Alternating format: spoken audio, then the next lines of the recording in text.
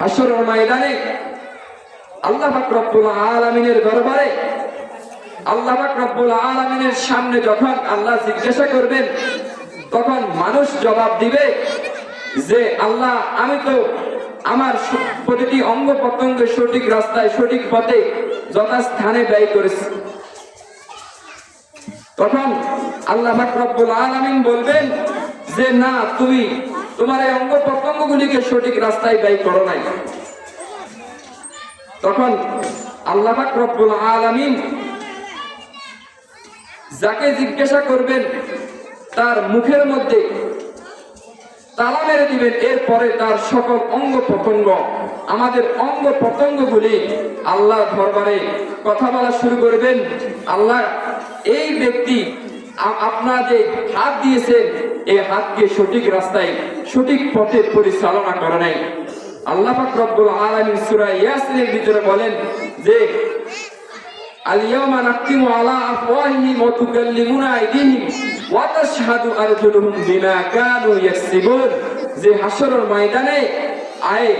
ময়দানে আমাদের হাত আল্লাহর সামনে আমাদের বিরুদ্ধে সাক্ষী দিবে যে আল্লাহ, আপনার দেওয়ায় হাত দ্বারা সে সঠিক কাজ করে নাই, সঠিক পথে হাতকে পরিচালনা করে নাই। এই হাত দ্বারা সে অমুক গুনাহ করেছে, এই পা দ্বারা অমুক গুনাহ করেছে, চোখ দ্বারা অমুক গুনাহ করেছে, করতে করতে তার জীবনকে শেষ করে দিয়েছে। আজকে আমরা আমাদের হাত দ্বারা গুনাহ করি, চোখ দ্বারা গুনাহ করি, জবান দ্বারা গুনাহ করি। আমরা গুনাহকে গুনাহও মনে করি না, গুনাহ করতে করতে আমাদের জীবনকে শেষ করে দিই। আজকে আমরা আমাদের ছোট ছোট গুনাহগুলিকে গুনাহ মনে করি না, আমরা ছোট ছোট গুনাহ করতে করতে এক পর্যায়ে আমরা কবিরা গুনাহ করে ফেলি। কিন্তু সমাজে যদি বলা হয়, ভাই আপনি এমন কাজ করেন কেন, এই কাজ করেন কেন, এই সব গুনার কাজ, এই কাজ করেন কেন, এটা তো গুনার কাজ, কিন্তু আমরা এই সবগুলোকে গুনার কাজ মনে করি না। অথচ এই ছোট গুনাহ করতে করতে যে সে কবিরা গুনাহ ফেলে, সে কোনো খবর নাই। আজকে আমরা গুনাহকে গুনাহ মনে করি না, এই ছোট গুনাহ করতে করতে এক সময় কবিরা গুনাহ করে ফেলে। আল্লাহর এক আবেদ 5 ওয়াক্ত নামাজ পড়ে সব সময় জিকির আজকার করে। একদিন নামাজ পড়ে বাড়ির দিকে রওনা হয়ে গেলেন,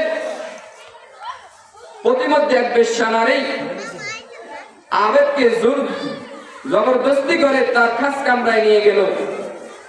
নিয়ে যাওয়ার পরে সকল দরজা জানালা বন্ধ করে দিয়া আবেদকে বলতেছে যে তুমি আমার সাথে জিনা করতে হবে, অথবা এই যে নাবালেগ শিশু আছে তাকে হত্যা করতে হবে, অথবা তোমার সামনে যে মদ দিয়েছি এই মদ পান করতে হবে। তিনটার যে কোনো এক কাজ করবা, তাহলে আমি তোমাকে এখান থেকে ছেড়ে দিব, আর না হয় তোমাকে আমি ছাড়বো না। আল্লাহর বান্দা আবেদ বিপদে পড়ে গেলেন, কি করবে? আল্লাহর বান্দা চিন্তা করলো যে জিনা করা তো কবিরা গুনাহ, মহান কাজ, এই কাজ করা যাবে না। নাবালেগ শিশু মানুষ হত্যা করা, এটা আরো বড় কবিরা গুনাহ, এই কাজ করা যাবে না। সুতরাং তাহলে কি করা যায়? এখান থেকে তো বাঁচতেই হবে। এরপরে আবেদ চিন্তা করলো যে মদ আছে, মদ খেয়ে ফেলি, কারণ এরপরে আল্লাহর দরবারে গিয়ে আল্লাহকে নামাজ পড়ে রোনাজারি করে আল্লাহর নিকট আমি ক্ষমা চেয়ে নিব। এরপরে যখন আবেদ এই মদকে সামান্য গুনাহ মনে করে সে মদ খাইলো, খাওয়ার পরে যখন সে মাতাল হয়ে গেল, এরপরে কি করলো? ওই বেশ্যা নারীর সাথে জিনাও করলো, ওই নাবালেগ শিশুকে হত্যা করলো।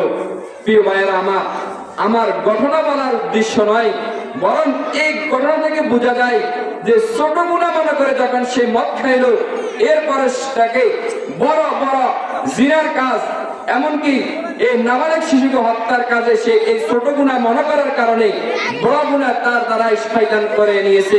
সুতরাং আজ সমাজে আমরা যারা ছোট গুনাহ মনে করি, আসলে এই গুনাহ এক সময় করতে করতে আমাদেরকে বিশাল আকারে আমাদের এই গুনাহ করতে করতে কলব এমন শক্ত হয়ে যায়, যার পরে আমাদের ভালো কাজ করতে ভালো লাগে না, নামাজ পড়তে ভালো লাগে না, হজ করতে ভালো লাগে না, রোজা রাখতে ভালো লাগে না। এই ছোট গুনাহ করতে করতে এক সময় আমরা বেঈমান হয়ে যাই, কিন্তু আমরা বুঝতেও পারি না আমার ঈমান আমার ভিতরে আছে কিনা। এভাবে করতে করতে গুনাহ করতে করতে তার জীবনকে শেষ করে নি। এই জন্য ভাইয়েরা আমার, এই গুনাহকে গুনাহ মনে করতে হবে। ছোট হোক বড় হোক, সকল গুনাহ এর দরবারে এই সম্পর্কে আল্লাহর দরবারে আমাদেরকে জিজ্ঞাসা করবেন, আমি আল্লাহ তোমাকে যে হায়াত দিয়েছি, এই হায়াত পাওয়ার পরে তুমি যে গুনাহ করেছো, আজ হাসরের ময়দানে এই গুনাহ নিয়ে যখন আসছো, যাও ফেরেশতাদেরকে বলবেন, ও ফেরেশতারা, এই যখন গুনাহ নিয়ে আসছে তাকে নিয়ে জাহান্নামে নিক্ষেপ করবেন। নাউযুবিল্লাহ। প্রিয় ভাইয়েরা আমার, তাহলে আজ আমাদের সমাজে আমাদের যুবক ভাইয়েরা, আমাদের মা বোনেরা কি পরিমাণ গুনাহ করে।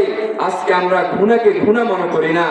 আজ আমরা গুনাহকে গুনাহ মনে করি না, বরং দিন দিন আমরা গুনার মাত্রা বেড়ে দিই। এজন্য ভাই, গুনাহকে গুনাহ মনে করতে হবে। আপনি গুনাহকে গুনাহ মনে করে যদি গুনাহ করেন, তাহলে আপনার ঈমান ঠিক আছে। আর আপনি যদি মনে করেন না এটা সব জায়েজ, এটা সব হালাল কাজ, এরকম যদি মনে করেন, তাহলে ঈমান থাকবে না।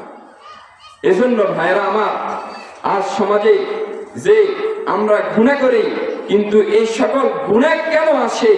আল্লাহর ভয় আমাদের ভিতরে নাই, বিদায় আজ আমরা এই সকল গুনাহ করি।